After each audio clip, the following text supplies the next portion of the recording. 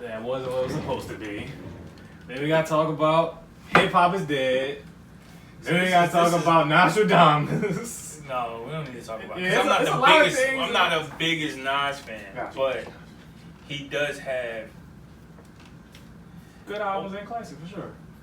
Yeah, because like Street Disciples, that joint was. I like that's an underrated Yeah, album. I'm you down know, with that. it was some joints on there. Some storytelling was crazy. Mm-hmm. Just the Rewind song puts him in the category. You know what I mean? Like he Amazing just. song. Classic to me still, man, for sure. So that's what I'm saying. He has gems. You gotta far and few between, but you know, but he has gems. It's not like full project. What would you consider Ross's best body of work? We'll get back to that. I love music conversations. But RightonQuelive and we are live. Yeah. First and foremost, the plug has made it back. He didn't die on his white adventure all around the nation. You know, just. I'm just happy to be recording. You know, it's been like almost a month. Like, I'm just happy to be here, happy to see him. You're supposed to sing. It's been 2 weeks. It's been like 2 months. But, you know, he's still intact. I haven't seen Gage. I'm not sure if Gage made it back. I'm just throwing it out there. But also, if you listen thus far, if subscribe, share it to anybody. Share it to your mom especially. Anybody you like to, maybe you actually still can't get over it. Anybody you want to tell us about the podcast, tell them to. We talk about some pretty interesting things. And today, special guest is, my man, introduce yourself. What's going on? My name is Dilemma, music producer, DJ, do a lot of stuff. Yeah, and I'm very excited to talk to you guys. I've always been hearing about your name for a while. I tell people occasionally, like with certain guests, I call them like bucket list type things. I've always heard about the person, and it usually always comes. It usually is like I don't know shit about them. I just keep hearing about them. Like know more. And it's like a person that would be like, you know, a notch on the. Oh, they were able to come on. They ain't flee me. They ain't fool me. They able to spend time, energy to converse. So I'm glad to have you here, man. Thank you for having me. Cool. So before we get back to your story and insights, the music conversation you were having was first just a little recap off mic. We was talking about why me and Corday got kind of surprised you. Right. We both were like kind of cool but slightly underwhelmed with the Chance album. Yes. Yes. We both. Oh, so and then I'm a Ross fan. I was saying I didn't actually give my opinion on the Ross album yet. Yeah. But I am a Ross defender. Okay. I've been saying for years that he's top 5 all time to me. And then one of my biggest reasons for saying it is because outside of Hov, Drake, and Kanye, no one has a better discography now. And I kind of been looking like that since like God Forgives I Don't, which is 2012. And I've been staying on it since. And you brought up my guy Nas. Yeah, you have to. Who just been scarring up his legacy time and time again. I just had enough, now. Stop it. Put down the mic, now. I can't take it no more. But I feel like he's done enough where we could take those responsibilities off of him now. I feel like he's an older Nas. It's just like with Jay, like. But Jay keep dropping heat though. Like we don't gotta. We don't do this. What we gotta excuse from who? What? Because like so you said, we gotta excuse several things from now. I'm sorry. The other question was. I got a whole record that kind of. And you did ask me what Ross' best project is. I mean, to me, yeah. Teflon Don is his outright classic. Okay. Yeah. And then after that, like Deep in Red, Rich Forever, God Forgives, all great albums as well. Why did you feel like you have to defend Ross? Like people really don't like. People Ross. disrespecting Ross. Really? Yeah, a lot of people. Like to me, I'm saying top 5. I'm cool with that being like hyperbole. I'm fine with that. Okay. But to me, to say he's not even top 10 or even arguably, and I feel top 10. Most people I come across say that, and I just be like how? Like literally how? So what was your whole take? Well, the whole song that kind of got me. All right, he got to chill out. Okay. Is that song with him, Future, and B? It was a Khaled song. Oh, the top off. What was that?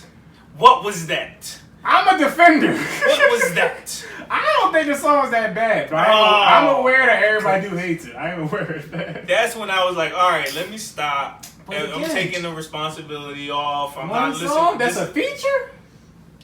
I feel like there's more coming. And then he gave us 444. All right, let me tell you about 444. 444 was great, but does it have a replay value? Are we still listening to it like this summer? I don't see or hear anybody driving around still blasting that at all. I feel like there was a lot of gems, and yes, we digest everything, but is it a replay album? Are we listening to it over and over and over again? No. My rebuttal to that would be, I consider To Pimp a Butterfly a classic. Okay. Does it have the best of replay value? attributes? No. No. But I don't think that's necessarily like a knock against it. 444, I think it probably even had more replay value than Butterfly. But yeah, you might got a point that like it don't have the replay value. Yeah, but like, is to it me, not, that doesn't die then, because I can listen to it. It's not a good album? Like you saying you can listen to it right now? No. Okay, well that's a take then. I can definitely still listen to it, even though I mean listen to it often. Because it's just like, alright, like, goodness, man, like, it was a lot. To me, it was a lot, and it was needed, but okay. Okay, so that's all I'll say to that. You liked it when you first heard it. It was very interesting, and it was his perspective and all of that stuff. He had me from top to bottom. Yes. Cool. Intrigued at least. Absolutely. And then you like it kind of died off for you. Absolutely. Back to Nas. Yes. When I first heard Nasir. Okay. And when I first heard Lost Tapes 2, I was like, I don't want to hear these again. Like, I'm not even intrigued. I'm with you on Lost Tapes 2. I don't know what was going on. I don't know why. Well, you gotta ask why. It's like, why? Yeah, it's like, come on. And my thing is, it was so unnecessary.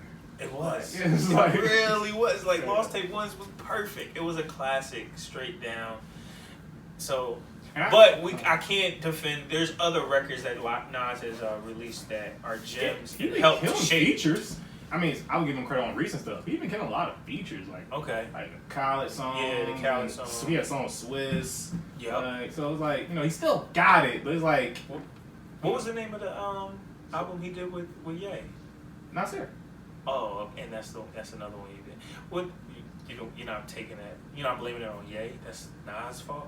Did he rap on it? I mean, he did rap on it, but he was following. I can't blame Kanye that much because he did give us Daytona, which I do believe was slightly gas, but still was a good album. That was a good album. Yeah, so that was a good he album. did something right. Nah, I went with the Nas sessions, but I gotta give it to Nas. And my other thing is, I was so happy when Life Was Good came out because that's a great album to me, and I feel like you said Shoot Your Cycle, right? I thought it was a good album. Nobody acknowledges or admits it, whatever. But I feel Life Is Good was like a rare time like Nas' legacy when like everybody real like this is a good album. Like, and I was like, Nas, it was like a 444 moment before 4-4. Yep. And then for him to like follow it up with like these two, I was like, wow, we really just lost all our progress now. We back to like Nostradamus times. Here's my only knock on Ross. I feel like the content doesn't necessarily change, and he doesn't try different things. Just try to be creative, and I give that to Nas. Like, Nas will try something different to the fault, and fail. That's facts. But then if he gets it correct, it's a classic. So with Ross, you know what you're going to get. It's going to be amazing. He's the best at that, but you're going to get that. That's it. Facts. Period. Ross is Chick-fil-A. Like, don't come in here asking for no burgers. Like, but that's fire Chick-fil-A. Chick-fil-A is amazing. I like that Nas. Then you got Nas. No disrespect to one of the GOATs. But then you got Nas like McDonald's on 52nd Street. Where it's like tacos now. Yeah, it's like well, I don't know what the hell I'm getting tonight. I don't know if I'm about to get this shit on time or I'm about to like pull up around twice in the drive-thru. Right. But there's gonna be food in the bag, like yeah. I just feel like Nas has some records that have shaped. Facts. Have shaped. And then I'm gonna leave it at that. Gotcha. So more about you, sir. Like you said, producer, DJ. Yes. Before I do the generic, origin story. When you make your first beat on the keyboard. How about some whether recent or notable project songs you've done or worked with artists, anything? Oh, okay. Recent. I guess we could start with Jasmine Sullivan reality show that was nominated for Best R&B Album of the Year. I did 2 records on there, Stupid Girls and If You Dare. Right after that, I got to work with a talented artist from Sound of Def Jam. He's like a soulful artist by the name of Earl St. Clair. He's like a mixture of like a DMX and James Brown together. Like, it's crazy. Kid from Cleveland. And I did his lead single off of his project that ended up in the Aliens movie, Covenant. Oh, actually, I didn't. Yeah, so that was a big deal. Locally, there's an artist by the name of Bino French. Bino French. That I did his first project, Just Bino, and we've been working with him for like the past 3 years, and it's been an amazing journey, amazing ride, and just seeing him grow and blossom in the city, and just seeing the city receive the records and everything. So what else? And I got a bunch of new stuff about to come out too. Just Bino definitely like so I've been hearing your name, but that was the first time I was like, it really like jumped on my radar. I was like, oh, this guy did this whole project. I really love this project like that. Oh, thank you. So what was maybe, because was that your first time actually doing an entire project? No, I've done projects in the past with artists, but this was the first time I felt like I was capable of executing the ideas and really understanding how to bring out the best in an artist at this particular part in my production career. Before it was just like still figuring it out, and you know. But we did a lot of studying with Just Bino before we went in. I've been around Bino for about 5 or 6 years. I knew how he could sing, what was his strengths, his weaknesses, his audience, what they liked, how they liked it, and I took all of that information into the booth and into song topics and tempos and colors and releases and all of those things kind of played into the creation of Just Bino. Okay. So when we sat back and we saw the reaction, it was really on purpose, deliberate, and you know, so we was kind of like, okay, yeah, we're on to something. Favorite songs from it? Ooh, mine is Roll. Roll Me, yeah. Roll With Me is probably my favorite song as well, just because of how it was created, and it was an idea that just was on my computer and collected dust. We was trying to shop it around. Shout out to Cheyenne. She was a songwriter of that record, and nobody would bite. And so when I was working with Bino, and I was going through records, you know, just throwing stuff at him, like, hey, try this, try this, try this. He tried it, and I knew I had to make it more fit his personality, his vibe. So we changed it to an acoustic version, and it just hit. And it was just like one of those good love songs, like, excuse me, miss. Like, that was the feel I was going after for that record. And I think he did an amazing job. And, you know, great songs never die. And so that song has been sitting on my laptop for a good 3-4 years, and then here come Bino. Great songs always find a home, man. And so you know, like the whole R&B type singing vocalist type dynamic is definitely foreign to me. So, so another person wrote it, and it was on your computer. So like, were you like part of the original beat or something, and then you ended up switching it for him to be an acoustic version? Correct. That's how it kind of. So Cheyenne is a songwriter that sings. So. When we got to the studio, I played her the original beat. That's not on Just Bino. That's what she wrote to it. And I was shopping that song, you know. For someone else to buy it. Yeah, and it didn't get placed. No one bought it. So years later in the studio, Bino, I'm going through my old records that I just love. And I'm like, yo, this is a really good song. We could flip the beat and make it, you know. And did he believe it off top as well, or was it more of a belief like with the acoustic? He immediately liked the song. He didn't think the beat fit his image. So that just, I went back in and tailor-made it a beat that fit. And I played it for Cheyenne, and she was like, this sounds like a whole different song. And you know, and it worked out. And seeing everyone sing it at his shows word for word, where he doesn't even have to perform it, it's a beautiful feeling, because I believed in that song so much and was so mad that no one bought it.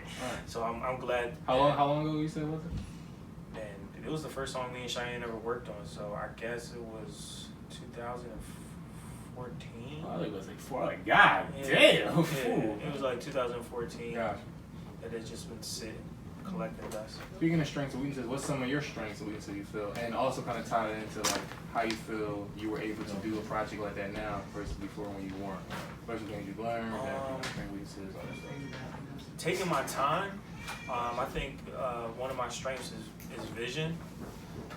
Is seeing exactly how to line things up. Understanding an artist's strengths and weaknesses, and making them be okay with, you know, both sides, and tailor making music that fits their strengths. And working with someone like a Jazzman, or working with, Bino, or even Earl, these artists have great tones, and as producers, sometimes we can get in the way with all of our music. But when it's really about their tone and the audience is here to hear them sing, you kind of, take a step back and kind of just leave a lot of space for them to kind of do their thing, and you're just making sure that they don't fall. That took a minute to kind of like learn how to not overproduce. It just took a minute. Yeah, I heard that term, expression. So is that a common for younger producer thing, or is it maybe something that you had to deal with? I wouldn't. Yeah, I guess it's a younger producer thing, but also when you haven't really found an artist with a crazy tone, and you're trying to get your sound off, like I'm leading the horse, and it's that I'm Timberland. Yeah, right. It's that thing. But when you can sit back and you go to these open mics and you hear people sing along with Bino, they're just singing along to his tone, to his voice. So we're not here for you, bro. So it's crazy, and I know that I can be comfortable just doing what I do and painting and putting it together perfectly. And just making sure that my job is to make sure that you sound amazing. Period. Okay. So. Also part of your process. So like, are you just as much as a songwriter as well as producer? Absolutely. Absolutely. So I'm not a lyricist. So I know my strengths. Like, I'm not in there. I will give you mumbles and melodies to forever. Gotcha. And concepts and directions and top lines, just because that's what we study. But I stay away from the actual writing of it, unless it's something weird, or unless it's something that I really know about. But I put myself around a lot of talented writers. Stephanie, my wife, she's a writer. Noelle Scales, Cheyenne, City Ramanicki. Like, these are all dope writers that love to write. Do you feel songwriting, at least in the R&B space, was it ever a down period? Is it down period still now? Has it just shifted? There was a moment. When this whole it was like an unbalanced thing of this rap R&B merging thing, and so everything was very rappy. Everything was very rhythmic. No one was really singing. There wasn't really saying anything. But I really feel like with the Daniel Caesars, the Hers, PJ album doing what it's doing, it's coming back. It's really coming back. I think it found a nice. Even Chris project. I think this new project. I like this new project. The other one? Don't do it. Come on. Don't do it. Come on. 2 classics in a row. Unprecedented. 97 songs of all classics. No, this one is great. The other one was like, all right, bro, like, come on, you said the same thing. Wow. 7 songs? You gave me 7 songs of the same topic? Wow. You that mad at her? Yes. Golly. Yeah, no. This one though, I can get on board with this one. Okay, I enjoyed this one. I was like, you know what? I'm not tired. Keep going. Give me some more, Chris. And it's just impressive. Like, come on. And he has more. I know he has more. Which mean worse? More records. For sure. I'm wondering, like, is he like going to keep doing this, or is it like, no, I hit my ceiling. Like, I did 40, and I did 30. Now I go back to 20 now, or he gonna just keep doing 30s and 40s. Like, I don't know, man. I would love to see. I think he need to do a documentary Yeah. of just these last 2 albums in a session. I would love to see like the way his team or produce. I know he got mad producers and songwriters and all type of shit. Like, and I know he writes. I know he don't write everything. Right. But I would love to see how all that shit even happen. I want to see that, but I also want to see how these people get paid. Another thing I thought about, I'm like, how is Chris not broke? Because I feel like he puts a lot into his art, and we all know that since the Rihanna thing, he's never been going like he once did, whatever. Because like, as much as he put into these videos and 40 songs and all these people involved, you need to be doing fucking Taylor Swift numbers. Yeah, I agree. I would love to see a documentary about that. Open the they books. definitely keeping him from the pop radio world they have their own reasons. Mm-hmm. But yeah, I would love to see that. Who's a better producer, Pharrell or Kanye? Ooh, who's a better producer, Pharrell or Kanye? Or at least this is my 1 and 2. Those are my 1 and 2. Okay. So this is a hard question. I'm gonna say Pharrell, because I feel like he takes. I'm gonna just say Pharrell. I agree. Because I think they both take risks, but I think Pharrell to me.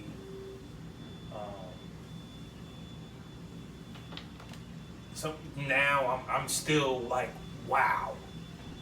Like, I heard Pharrell was probably like Neptunes and Kanye. I got introduced to production during Blueprint. Before that, I was a super jazz head. I didn't listen to nothing but like jazz music. That's a nice bridge. And so when I started hearing these soul samples and all of these, I was like, who is Just Blaze? Who is Kanye? Who is No ID? Who is Pharrell? Who are these banging? Yeah, exactly. And I just kept gravitating. Like, it was Pharrell and it was Dilla. It was just them two, like, when I first started. And I'm still, like, in awe of Pharrell. Like, I think he's the only one, if I meet him, I'm gonna be like, yo, you're the man, dog. Yeah, those energies, like, he carries where it's like, yeah. He's just not afraid. Like, he's not afraid, and he's human. Because he has some stuff that's like, what was you thinking? Mm-hmm. And then he comes back and just hits you. Yeah, I still say Kanye my favorite, whatever, but just recently I realized, no, Pharrell really is just different. Like when I really look into all his credits and just like how many different types of sounds and beats there he has to the repertoire, I was like, yeah, to me, he just a tier above or a step, however you want to phrase that. See, the question is a personal one.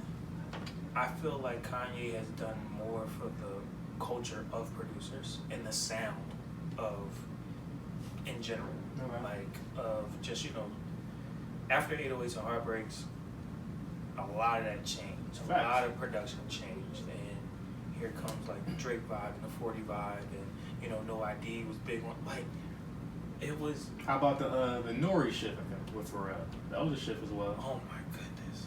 That changed a lot of sounds. No one ever heard those drums before. Like, what was that? So I would say, but I see your point, Devil, because even though it was a shift, of course, there probably hasn't been another shift as big and still lasting as the 808s sound. And right, exactly, yeah. And it's like still going on. So I think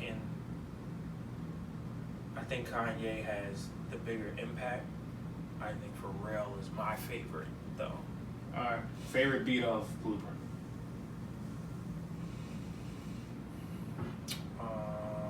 And do you have a favorite?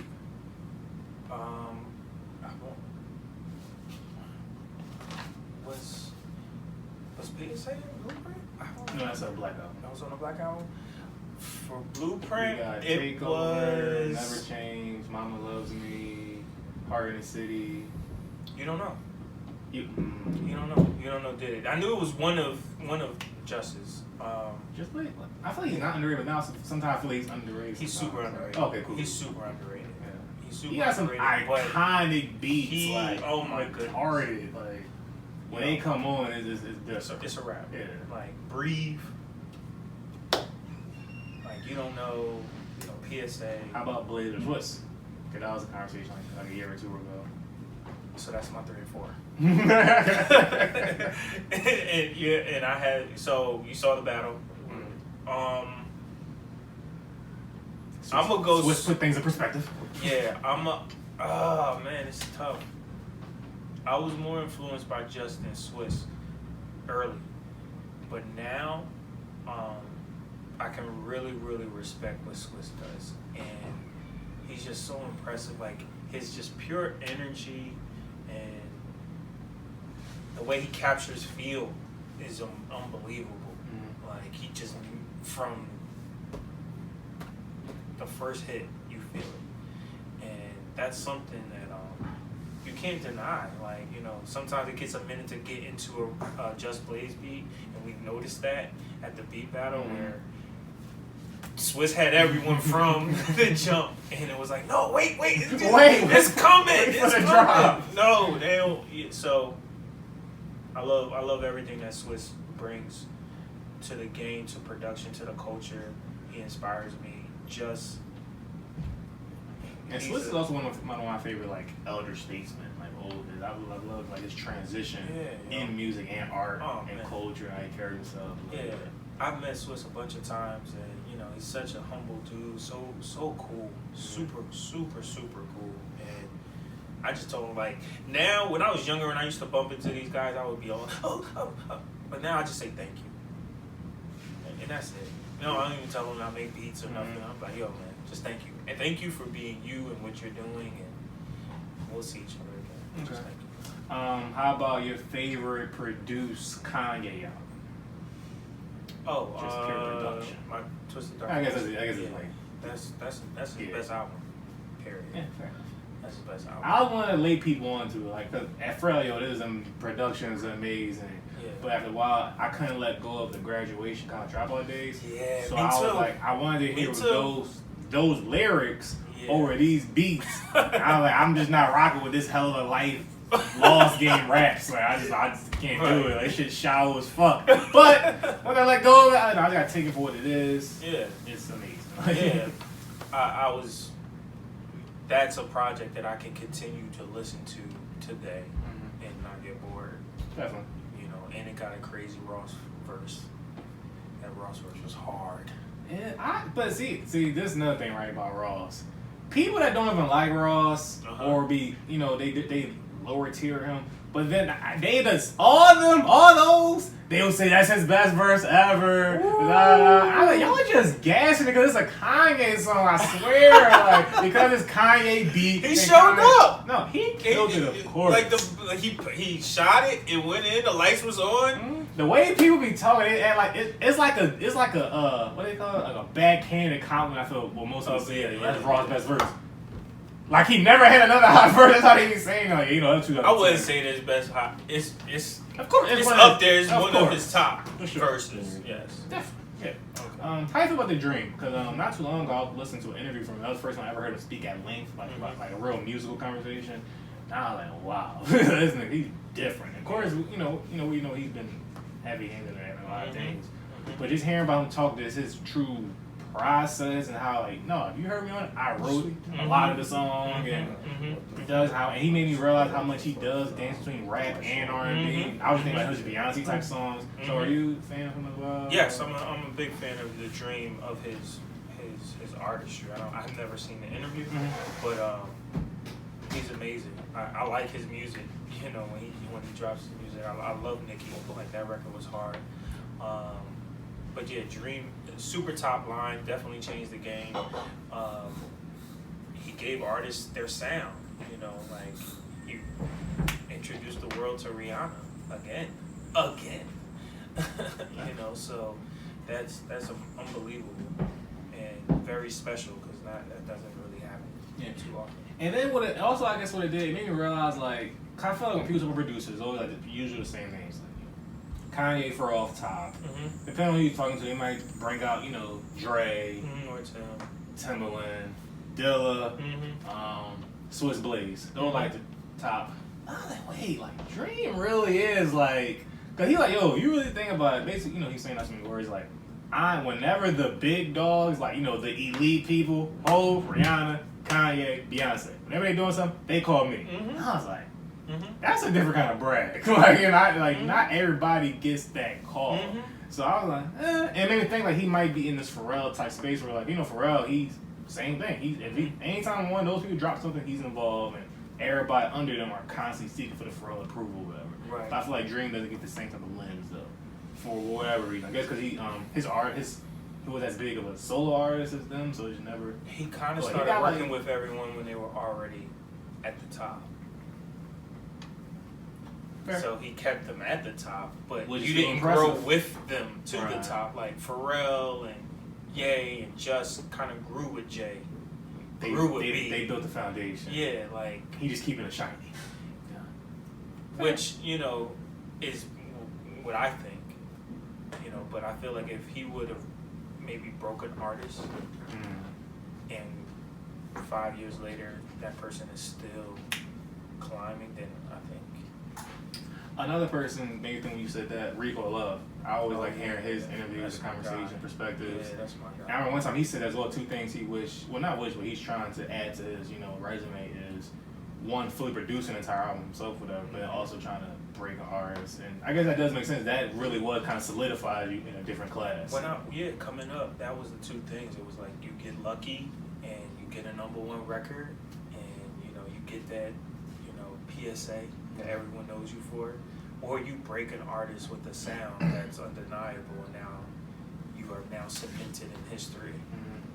Those are the 2 things for a producer, though. That's what we was aiming for. Either breaking out new artists and changing the game, and we in here, make room, or shoveling thousands and thousands of beats and hoping that somebody hears it and getting on it, and then it's still making its way up to being on the project, and then the label putting money behind it by making it the single. But breaking it, I feel like every producer that makes beats and works with artists wants to break an artist. And I guess when you look at all the people we mentioned, they all had that. So we got Ye, Pharrell. Well, no, first I thought of Timbaland, Aaliyah, of course, Missy, and Justin. Like all 3 pivotal moments, genuine 4 pivotal moments, culture shifting type John. I found another person underrated, even though he kind of makes it hard to give him his credit. He had Little Man complex. Jermaine, several times shifting the culture. Oh yeah, breaking people. Oh yeah, and shifting their careers. So yeah, he got that to him. You see, what it can hurt you too is, I felt like what he did with Mariah kind of hurt. Really? It was great records, but it still wasn't like, I don't know how to say it, because I'm a fan of the movie, but he had he nosed a little bit. He nosed. When he was on the Mimi album? Yeah, like towards the end. I didn't feel like the records were that impactful. So that's a risk when you got hits from Criss Cross to the Brad to all Sure. Us, oh my goodness, so I think Jay-Z is always going to be a GOAT. You can't deny what he's done for the culture. But like I said, these people grew and they're still relevant today. So I feel like if Jay-Z should have grabbed Ariana quick and just ride that wave. Another person, Swiss, Rough Riders, Wave. Yeah, and even with B-Day though, he was with Beyonce during that whole run, too. Okay, I understand why I forgot. He did Get Me Body. Shit. And he did that song I played so much. That was The Dream? That was Swiss on Single Ladies? Yeah. Get Me Body, that song I played, that's one song that's burns in my memory, because that video used to play. I hated it after a while because it was too much beat. That's what she was like, I'm here. Yeah. Who else you said? Kanye. We got the whole good music. That goes without saying. Who else you said? Pharrell, the Clips. His own Neptune sound. But Clips, just nerd. Just everything that they did at that time, they just changed. They changed the sonic. It was crazy. It was really dope.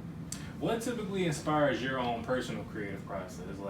Are you one of my favorite rap lines ever? It's 5 beats and maybe 3 songs, every different girl. That just made me mad. That line made me so mad, yo. Cause you can easily take that line and just have a chip on your shoulder for the whole industry and be like, yo, and for real, and Kanye talks to that emotion a lot, but what inspires me is are you still have you had waves or shifts, or was it one time it was every day I'm constantly beating away, or now is it more I got something that speak to me to do it? Is it when I just work on people's I think I heard DJ Premier one time say he doesn't, he's never been the type where he just has a bunch of beats. He has be with a person, be inspired then, and then do it right there or whatever. So typically, how are you? It shift. Like as I'm older, before it was just like every day. It was like going to the gym, just making beats, and being inspired by what you're about to create. You don't know what you're about to do, but you're about to make something fire. Mm-hmm. That was exciting. Now it's seeing the whole process, seeing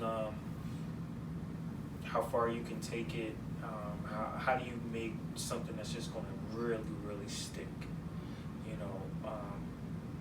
Understanding that, okay, you know how to make beats, you know how to make records, you know how to do this, you know how to do this, but how do we really make something that's bulletproof? And then searching for records and really studying records that are, and then even asking yourself, is there such a thing? So now it's more about just chasing feelings, chasing a feeling, and I get inspired by dope music. I get inspired by really put together thought intentional projects. So I was inspired by PJ's project. I'm listening to PJ Chicago Kids now. I'm inspired by Listen to that last album too though, when you get a chance. I will. In my mind. I will. And like I met BJ, so having a conversation with him and then him talking about the project, so I'm really excited about it. So I'm listening to that, and it's, I'm coming up with ideas for Bino from that project. And I got inspired by I didn't get inspired by 444. But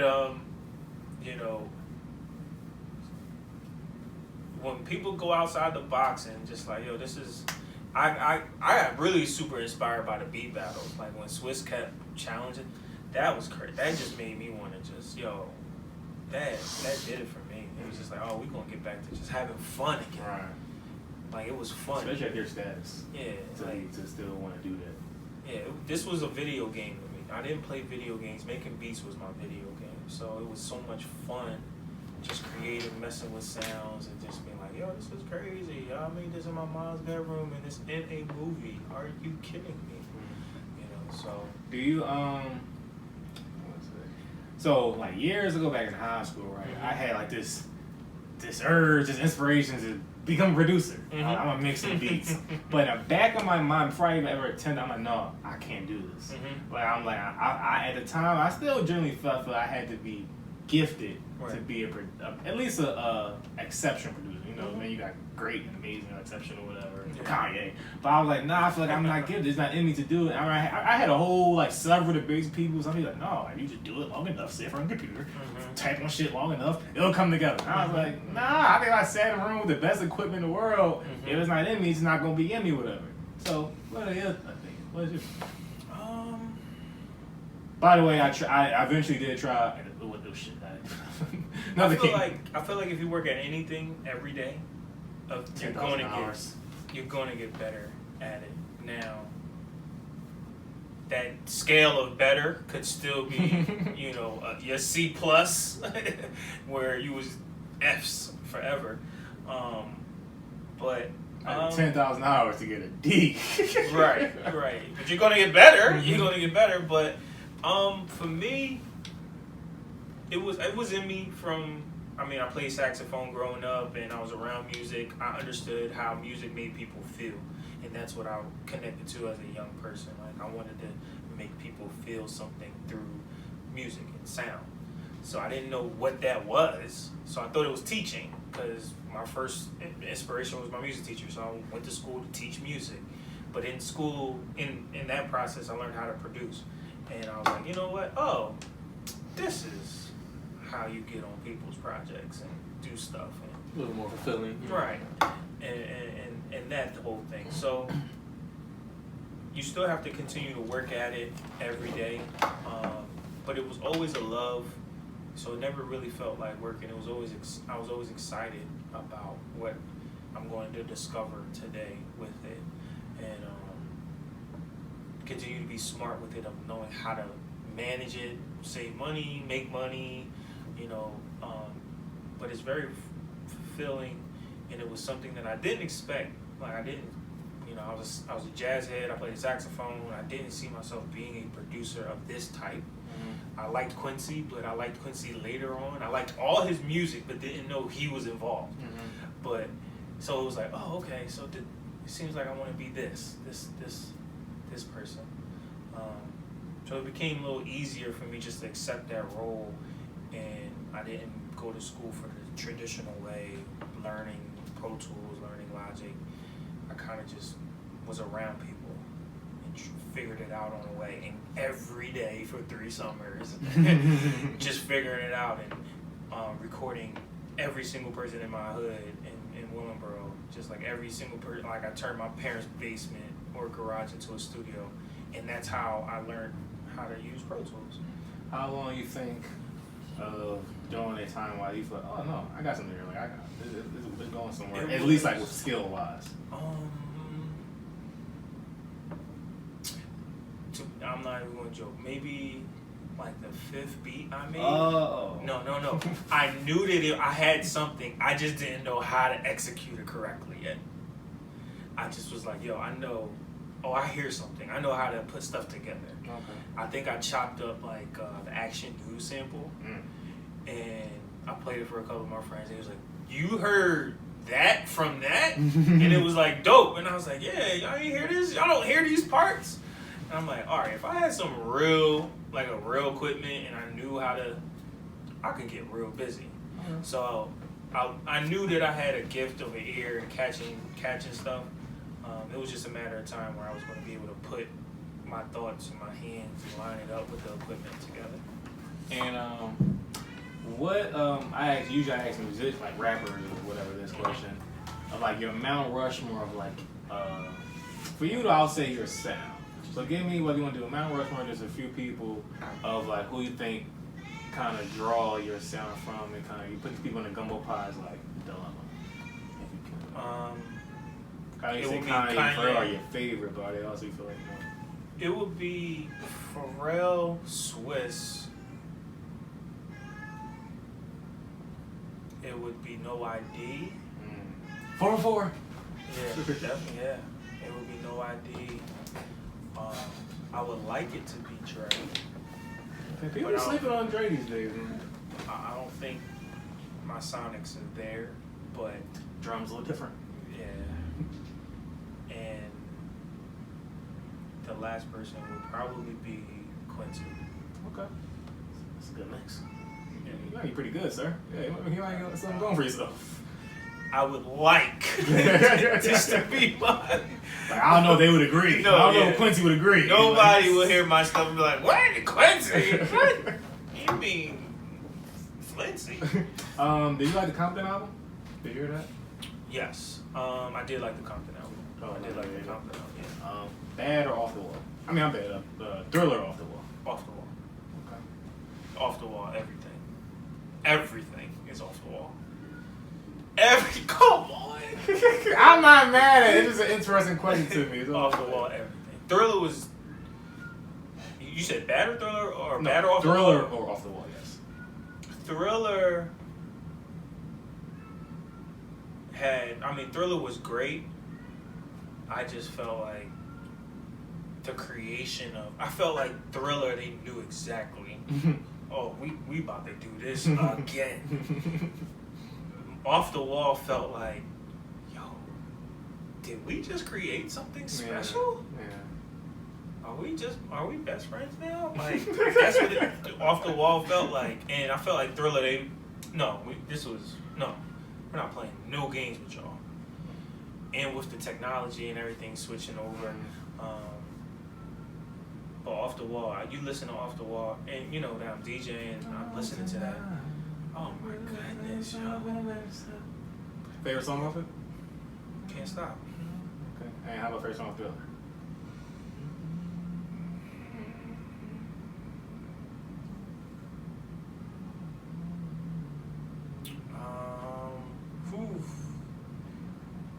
What was else?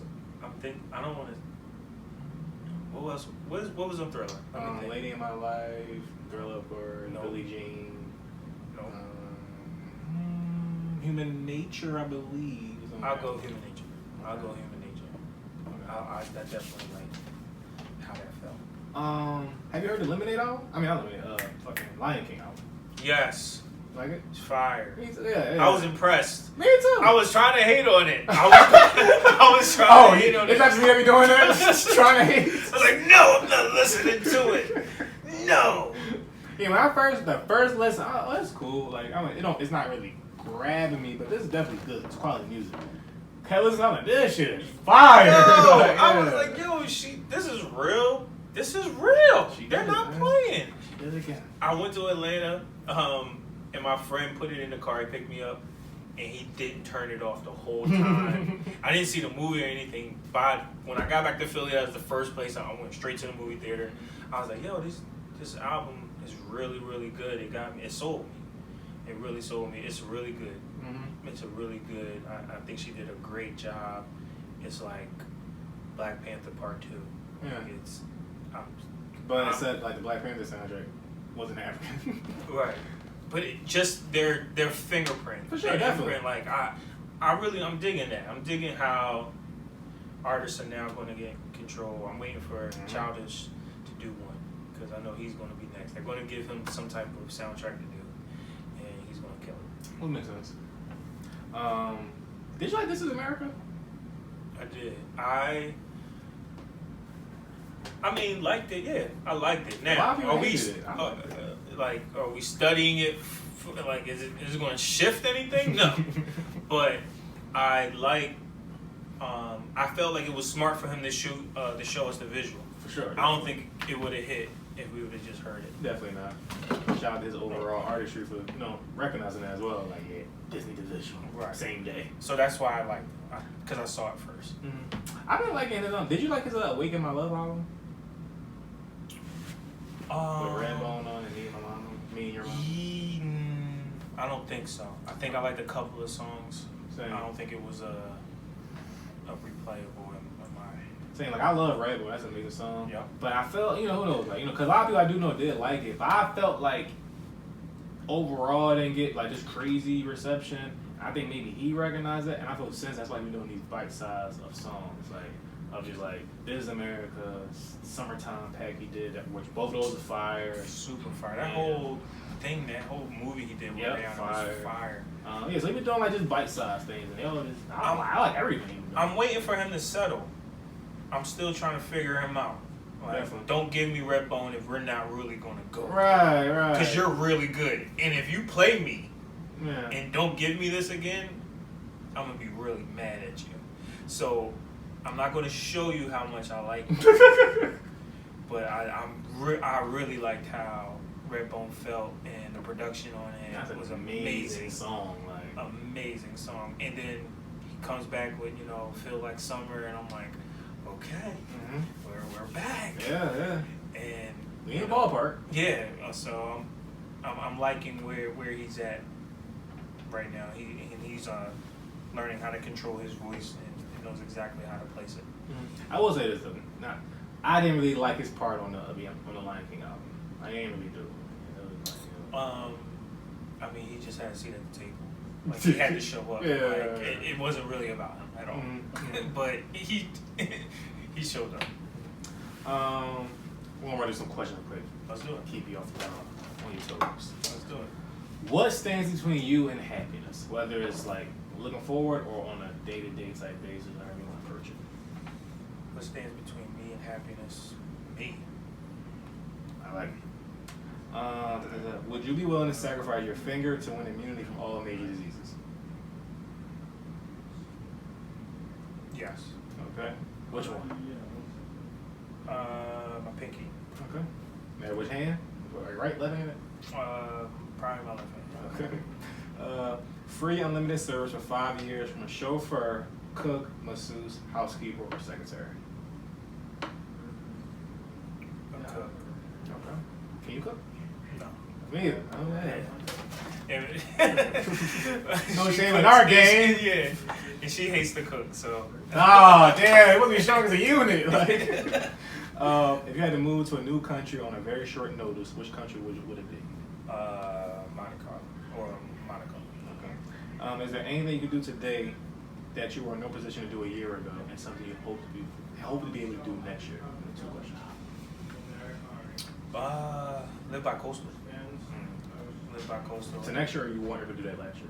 Like, oh, sorry. Yeah. So the first one is something you're able to do this year that you weren't able to do last year, right? And something you aren't able to do now that you hope to do next year. So two. What am I able to do this year that I wasn't able to do last year? Save. I wasn't able to save last year. That's a good thing to do. I can save now, and then I would say be bi-coastal For next year. Yeah, Cool. I would love to live on. And still save. That'd be love. And still save. To be continued. What was your dream job growing up? Was it always producing? Excuse me? What was your dream job growing up? Was it always being in music? It was being a music teacher of some sort, but I didn't like kids. So, my dad used to take us around, like just take us trips all the time. So it was always traveling. So I wanted to figure out how to travel, make money, and make music all within the same thing. So that's why the DJing thing happened and producing things happening. So as long as I stay within those walls, I'm happy. Okay. What characteristic do you admire most in others? Patience. If you could witness any event from the past, what would it be?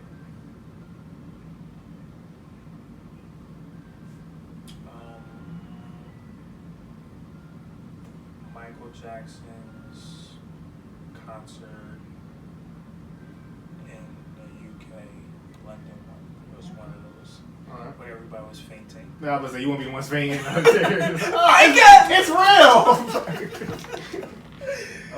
What is your best childhood memory? My best childhood memory is waking up Christmas Day around I was 3, and walking out and seeing a sofa with like 1,000 He-Men and G.I. Joes, and I'm just like, all of this for me. The wealth. I'm about to get busy. And so yeah, I think my parents have a picture of that. I still remember that moment. I have a picture of that too. Yeah. Okay. What is your life motto or philosophy? Stay patient, stay persistent, stay positive, and always pray. Okay. Describe yourself in 3 words. It could be a 3-word phrase or 3 individual words. Deliberate, patient, and focus. Okay. World peace or inner peace? Inner peace. Number 1, or if you got 3 off the top of your head real fast, favorite album or 3 albums? Favorite album? Kinda Blue, Miles Davis. Favorite movie? My favorite movie is Infinity War. Say what? Oh, you a king. I see what's going on here. If you can go back to any point in your life to give yourself advice, what time would the advice be? It will probably be right around the time I started making beats and doing beat battles. And the advice I would is make beats every day. Okay. Make beats every day. If you had a superpower, what would it be? To have all the superpowers.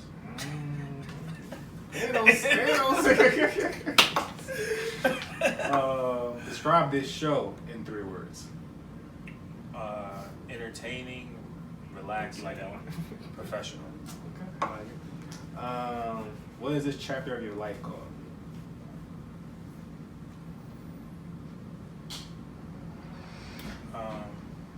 The harvest.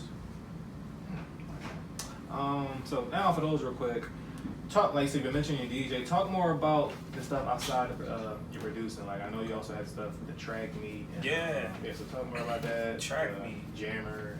Oh yeah. So. DJ and all that stuff. So first up, let's talk about Jammer. Jammer is an app.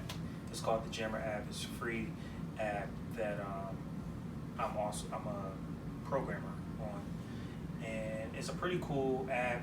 It started from just an idea of where does these stems and where does these files go after the song gets played? What do the labels do with it?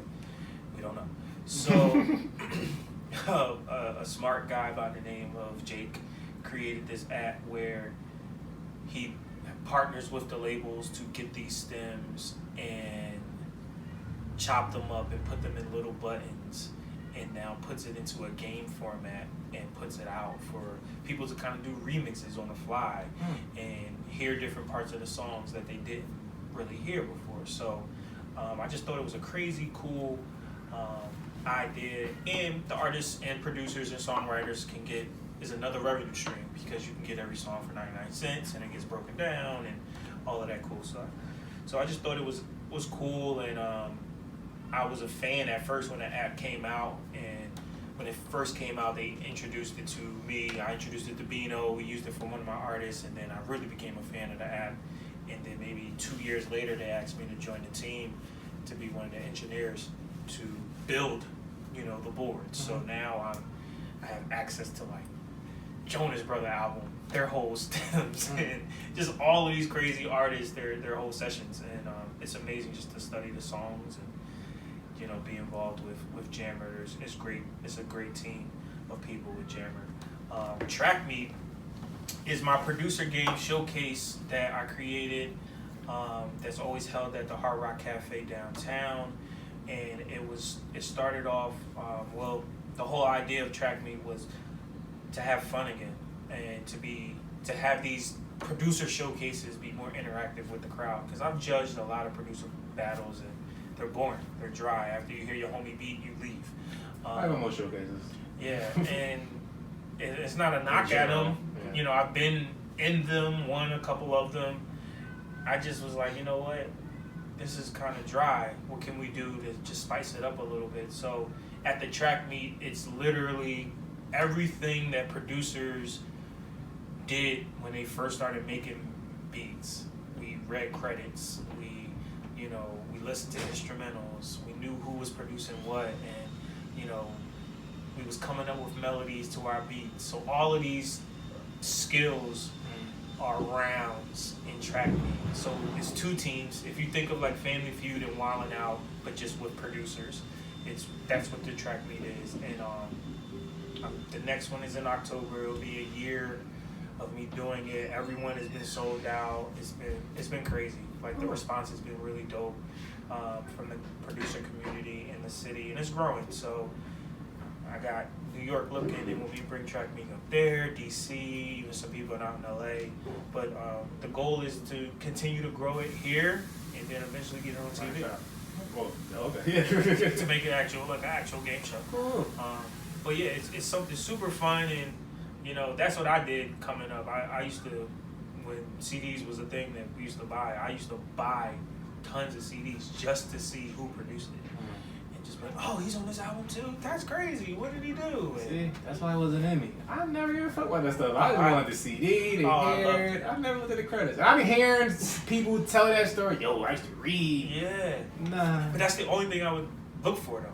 I wouldn't look for the engineer or the studio, nothing else. I would just find out, like, oh, who else is on this album? Oh, Justin's on this album. Oh, Kanye's on this album. Oh, they did 2 things on T.I. Huh. So they know T.I.? So I was a nerd. And how about the DJing? How long have you been doing that as well? DJing kind of started off, I got the opportunity to produce a bunch of music for this TV show on Fuse. The TV show turned into kind of like a 106 and Park, an older version of 106 and Park, and they were looking for a co-host.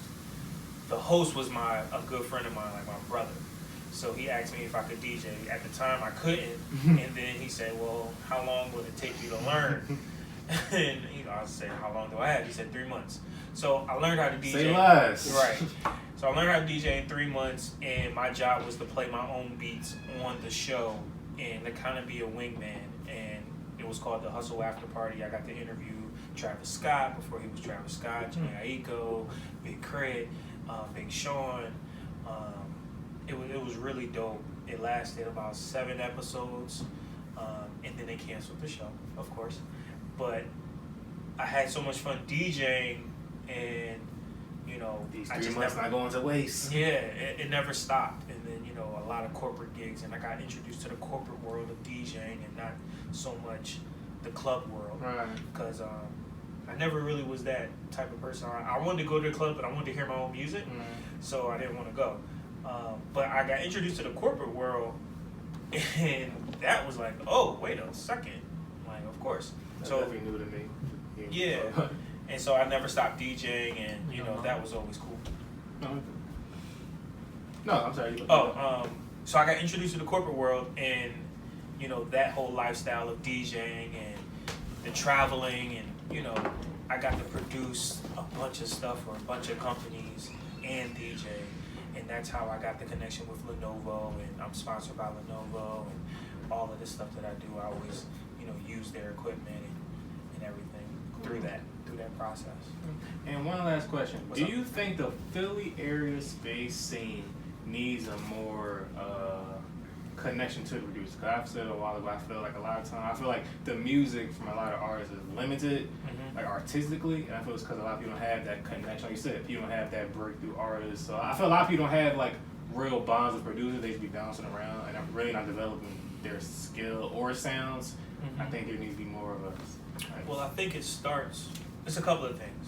One, I feel like it's too easy to get equipment to isolate yourself that I'm a producer, and you don't come outside anymore. And that was another reason why I started trakmeets, so I could bring producers out, put them all under one roof. You hear his beats, you hear his beats, you hear his beats. Oh, you might like them, connect, be weird together, make dope weird music together. Because that was my experience. My first placement my second placement was with a kid I did a beat battle with. He came in second, I came in third. Neither one of us knows who won and what he's doing at that time, but we liked each other beats and was just kicking it with each other. I feel like if we continue to build this, collaborations, because the game is collaboration now. Like no one's really just doing stuff off the muscle by themselves. Everybody's working with each other, and everyone's getting 5, 10, 15% of the pie, but it's a big pie, and it's a lot of pies. So it adds up after a while, that I'm watching and noticing. So I'm just trying to encourage that, and I feel like once people come outside and just kill the ego and put the music first, we'll get better music. Artists won't feel like they can just jump around. They'll hold on to what they have is special, and it's possible, but you got to find like-minded people, and with technology making everybody feel like they can just learn it real quick and do it themselves. Everybody's Dr. Dre over a summer. Okay. And I feel that's a common thread of like Philly conversations, the ego getting in the way of a lot of things. So I hear that from the producer side. Yeah. Overall, did you enjoy yourself, sir? Absolutely. Absolutely. Thank you for having me. Thank you for coming. Think it's a good conversation. Shout out to you, Trakmeet, Jammer. Shout out to Bino. Be on the lookout for all those good things. Yes. And again, if you listened thus far, especially to the very end, wow. Subscribe and share all the good stuff. Go listen to Just Being a very good R&B album. RightonQuelive talk about it. We are out.